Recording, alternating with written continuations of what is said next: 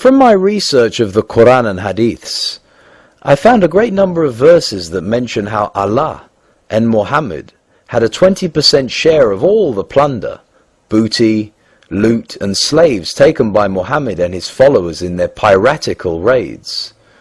I'm embarrassed to ask, why would Allah, if he is the almighty creator of the universe, need any share of the plunder of his own creation?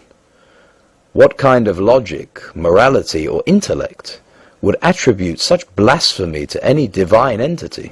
In Arabic, the fifth of the plunder is called al-khums, or 20%, which is the portion of all booty, plunder and loot taken in piratical raids upon innocent and unsuspecting tribes and people.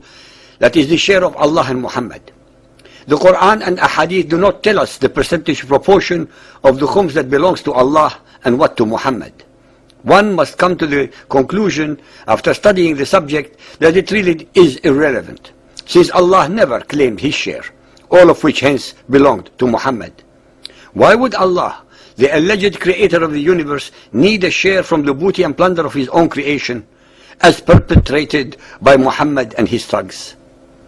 Neither Muhammad nor the Ahadith, nor for that matter any of his followers, past, present or future, can possibly give a logical and reasonable explanation for it.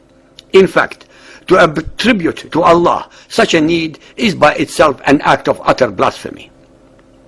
Al-Nisa 4.94.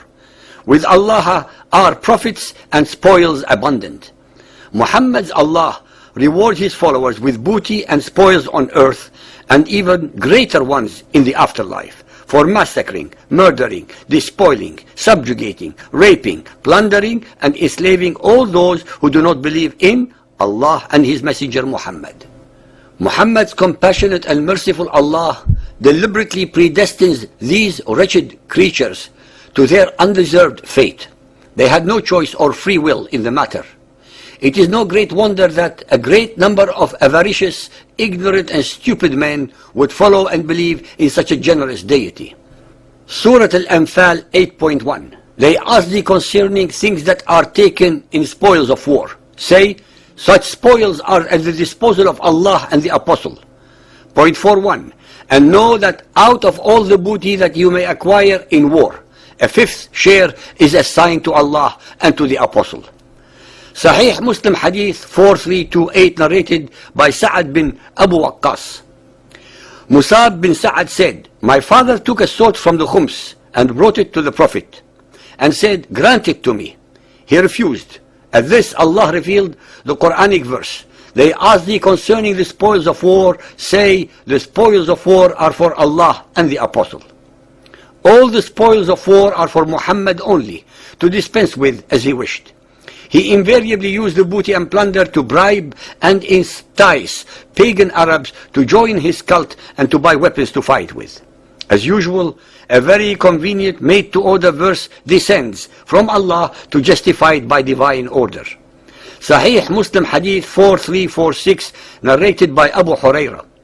The Messenger of Allah said, if a township disobeys Allah and his messenger and actually fights against the Muslims, 1/5 of the booty seized therefrom is for Allah and his Apostle, and the rest is for you. Sahih al-Bukhari Hadith 5.637, narrated by Buraidah. The Prophet sent Ali to bring the khums of the booty, and I hated Ali. And Ali had taken a bath after a sexual act with a slave girl from the khums. When we reached the Prophet, I mentioned that to him. He said, oh Buraidah, do you hate Ali? I said, yes. He said, do you hate him? For he deserves more than that of the khums. Ali had no right to rape her without first getting permission from Muhammad. Sunan Abu Dawood Hadith 2731, narrated by Abdullah ibn Abbas. The Apostle of Allah said on the day of Badr, he who does such and such will have such and such. The young men came forward and the old men remained standing near the banners, and they did not move from there. When Allah bestowed victory on them, the old men said, we were support for you. If you had been defeated, you would have returned to us. Do not take this booty alone, and we remain deprived of it. The young men refused to give and said, the Apostle of Allah has given it to us. Then Allah sent down, they ask thee concerning things taken as spoils of war. Say, such spoils are at the disposal of Allah and the Apostle. Sunan of Abu Dawood, Hadith 2743, narrated by Habib ibn Maslama.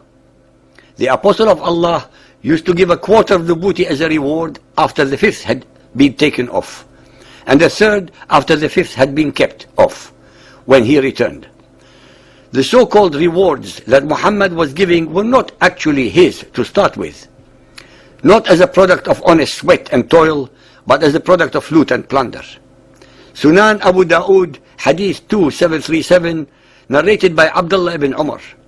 The Apostle of Allah sent a detachment to Najd. I went out along with them and got abundant riches. Our commander gave each of us a camel as a reward.